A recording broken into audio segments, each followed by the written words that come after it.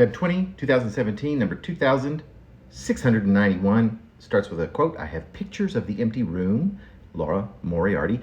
Back then I took stock in fear and adrenaline. Half the reason that changed was the $1,000 phone bill, half yours, which you left me after paying for well over a year and giving me absolutely no indication that you'd disappear. And that promise that you would ensure I was okay. You left cold, never spoke with me again. Your ghost, no ghost, would raise its ugly head, and only I would know its reality, partially enough. I've watched movies aplenty about these things, but ghost stories vanish too, or transition into something much more terrifying than what they were in retrospect. Into nothing, into performance, into a game during which I was disqualified in its early stages. Only nobody told me. I happily participated. The 4 circles that made a square that appeared on a nearby garage door have sort of disappeared. It reminded me of another death, a more real one, or is it less real? Boy, would I love a massage. The show goes on, however, as it must. It must, the show. I've generally encouraged such drama, yes. Did you honestly think that I didn't know? Clutched onto intense belief systems only to watch them dissipate like the Andromeda. These things happen, I know them. Do ghosts know current events or care that Donald Duck is now the emperor of the World Federation, which were actually the bad guys all along? It's a world full of surprises, even for an old man who seemed to constantly catch falling chandeliers. And my existential crisis, it shouldn't take a rocket scientist, right? And this is not cinema, which I do recall as a place we went to escape.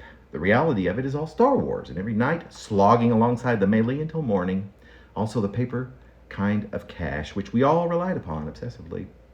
I'm not sure where this is coming from or why I'm even telling you, but for some reason it amuses me to do so and reminds me that the future is all mine after all. Who on earth would have been listening to that noise?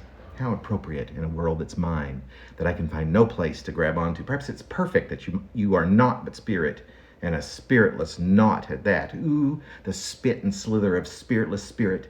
Do things sometimes actually work themselves out appropriately? If only. You were a glorious and tricky vacuum of spirit, a black hole through which I fell, a trip that will always be healing as long as life persists. October, which always breaks my heart, never looked quite as dashing as it does this year, and like the bully it was, the bully it begat, I mean relative to the infamous 11 months, which from widening distances past, at worst only dourly come and go. What am I left with? Oh, substance.